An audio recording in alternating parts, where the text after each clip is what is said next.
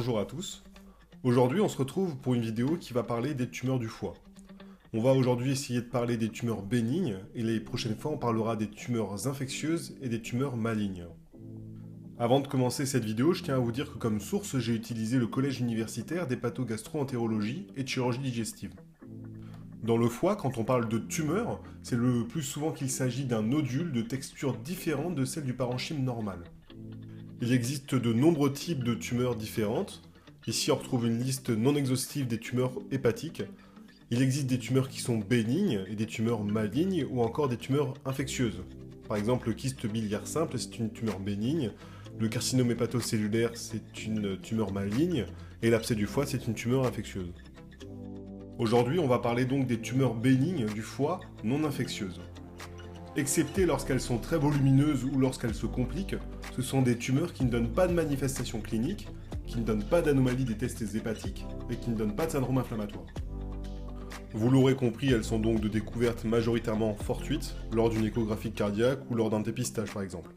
Par ordre de fréquence, du plus fréquent au moins fréquent, on retrouve le kyste biliaire simple, ensuite vient l'hémangiome bénin, l'hyperplasie nodulaire et focale, et pour terminer l'adénome hépatocellulaire. On commence donc avec le kyste biliaire simple. On l'a dit, c'est la tumeur du foie la plus fréquente. Le kyste biliaire simple, c'est un kyste, tout simplement. Ça veut dire que c'est une cavité liquidienne pure qui est entourée par une paroi de couche unicellulaire qui n'est pas visible à l'imagerie, que ce soit avec ou sans injection de produits de contraste. On peut avoir plusieurs kystes biliaires simples, seulement quand on en a plus de 5, on va parler de polykystose hépatique. Le diagnostic, on le posera à l'imagerie, et si vraiment on a un doute sur un diagnostic différentiel, on pourra faire des tests sérologiques qui reviendront dans ce cas négatif. Quelle que soit votre imagerie, c'est une cavité liquidienne, donc le contenu sera homogène. À l'échographie, l'image sera toute noire, on appelle ça anéchogène, avec un renforcement postérieur. On peut retenir que le kyste c'est de l'eau, donc au scanner, l'image sera hypodense, et en IRM en séquence T2, l'image sera hyper intense. Totalement bénin, les kystes biliaires simples ne demandent aucun traitement et aucune surveillance. On va désormais parler de l'hémangiome bénin. L'hémangiome bénin, c'est une tumeur bénigne assez fréquente, c'est quand même 5% de la population générale. C'est la deuxième tumeur bénigne la plus fréquente et c'est également la deuxième tumeur hépatique la plus fréquente. Vous l'aurez compris dans le nom hémangiome, c'est une prolifération de capillaires vasculaires dilatés. C'est une tumeur qui est homogène. À l'échographie, on va retrouver une image d'aspect blanc, une image hyper échogène. Et sur une IRM en séquence T2, l'image sera hyper intense. Lorsque l'on injecte du produit de contraste, cette tumeur va totalement se rehausser de manière assez particulière par des mottes périphériques qui vont progresser vers le centre. Toujours sauf exception, les hémangiomes bénins ils ne nécessitent aucune surveillance et aucun traitement. On va parler maintenant de l'hyperplasie nodulaire et focale.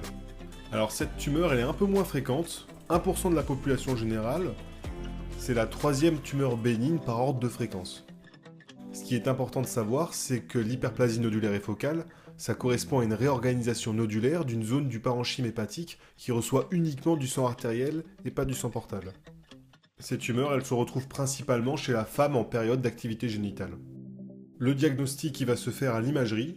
L'hyperplasie nodulaire et focale, on vient de le dire, c'est un nodule qui est uniquement vascularisé par du sang artériel et qui n'a pas de sang portal. Lorsqu'on injecte du produit de contraste, on aura un rehaussement lors du temps artériel et on aura un lavage lors du temps portal. Et en plus de tout ça, on retrouvera un aspect de cicatrice centrale qui est le témoin de la présence d'une artère centrale. Il n'y a pas de risque de transformation maligne, on peut faire une biopsie si on a des doutes à l'imagerie sur un diagnostic différentiel, notamment avec l'adénome. L'hyperplasie nodulaire et focale ne nécessite aucun traitement et aucune surveillance. On va terminer ce topo avec l'adénome hépatocellulaire, qui est une tumeur assez rare, 0,1% de la population générale. Il s'agit d'une tumeur bénigne néoplasique d'origine hépatocytaire, qui est essentiellement rencontrée chez la femme et qui est favorisée par la prise de contraceptifs oraux de manière prolongée. C'est une tumeur qui à l'imagerie est très vascularisée. La biopsie de cette tumeur elle va permettre de poser le diagnostic et surtout d'éliminer le diagnostic différentiel le plus fréquent dans ce cas, qui est le carcinome hépatocellulaire. L'adénome hépatocellulaire, c'est la seule des tumeurs bénignes qu'on a vues aujourd'hui et qui va nécessiter soit une surveillance, soit un traitement. Lorsqu'elles font moins de 5 cm et lorsqu'elles ne se compliquent pas, ces tumeurs, on les surveille. Lorsqu'elles font plus de 5 cm, il est recommandé de les retirer pour plusieurs raisons. La première, c'est qu'elle peut se compliquer par des nécroses, des ruptures, des hémorragies, et surtout parce qu'elle peut se transformer en tumeur maligne.